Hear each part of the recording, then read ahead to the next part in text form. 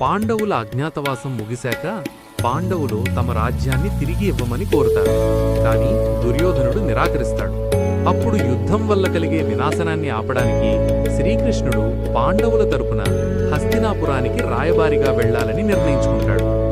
శ్రీకృష్ణుడు కురుసభలో అడుగుపెట్టి శాంతిని కోరుతూ ధృతరాష్ట్రుడికి హితవు చెబుతాడు. పాండవులకు సగం రాజ్యం వద్దు, కనీసం 5 ఊళ్ళు, ఇంద్రప్రస్థం, వృకప్రస్థం, జయంతం, వారణావతం మరొకటి ఇచ్చినా యుద్ధం ఆగిపోతుంది అని ప్రతిపాదిస్తాడు. కాని దుర్యోధనుడు గర్వంతో సూది మొనమోపినంత నేల కూడా ఇవ్వను అని తెగేసి చెబుతాడు. కాని మూర్ఖత్వంతో దుర్యోధనుడు కృష్ణుడిని బంధించాలని సైనికులను ఆజ్ఞాపిస్తాడు. అప్పుడు కృష్ణుడు చిరునవ్వు నవ్వి తన విశ్వరూపాన్ని ప్రదర్శిస్తాడు. సభలోని వారందరూ ఆ కాంతికి కళ్ళు మూసుకుంటారు. భీష్మ, ద్రోణ, విదుర వంటి భక్తులకు మాత్రమే ఆ దివ్య రూపం కనిపిస్తుంది. కాని రాయబారం విఫలమవుతుంది. కృష్ణుడు సభ నుండి బయటకు వస్తూ కుంతీదేవిని కలిసి యుద్ధం అనివార్యమని చెబుతాడు. అప్పుడే కర్ణుడిని కలిసి అతని జన్మరహస్యం చెప్పి పాండవుల వైపు రమ్మని కోరుతాడు. కాని కర్ణుడు దుర్యోధనుడి పట్ల ఉన్న తన కృతజ్ఞతకే ప్రాధాన్యత ఇస్తాడు.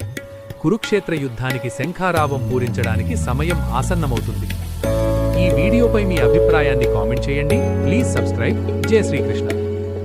పాండవుల అజ్ఞాతవాసం ముగిశాక పాండవులు తమ రాజ్యాన్ని తిరిగి ఇవ్వమని కోరుతారు.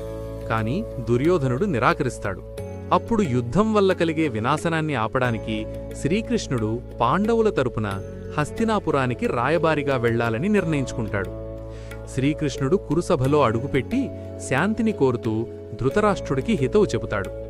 పాండవులకు సగం రాజ్యం వద్దు, కనీసం 5 ఊళ్ళు, ఇంద్రప్రస్థం, వృకప్రస్థం, జయంతం, వారణావతం మరొకటి ఇచ్చినా యుద్ధం ఆగిపోతుంది అని ప్రతిపాదిస్తాడు.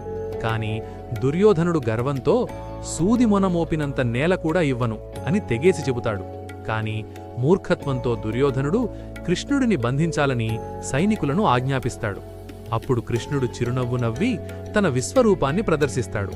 సభలోని వారందరూ ఆ కాంతికి కళ్ళు మూసుకుంటారు. భీష్మ, ద్రోణ, విదుర వంటి భక్తులకు మాత్రమే ఆ దివ్య రూపం కనిపిస్తుంది. కాని రాయబారం విఫలమవుతుంది.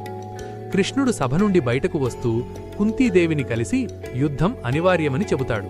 అప్పుడే కర్ణుడిని కలిసి అతని జన్మరహస్యం చెప్పి పాండవుల వైపు రమ్మని కోరుతాడు. కాని కర్ణుడు దుర్యోధనుడి పట్ల ఉన్న తన కృతజ్ఞతకే ప్రాధాన్యత ఇస్తాడు. కురుక్షేత్ర యుద్ధానికి శంఖారావం పూరించడానికి సమయం ఆసన్నమవుతుంది. ఈ వీడియోపై మీ అభిప్రాయాన్ని కామెంట్ చేయండి. Please subscribe. జై శ్రీకృష్ణ.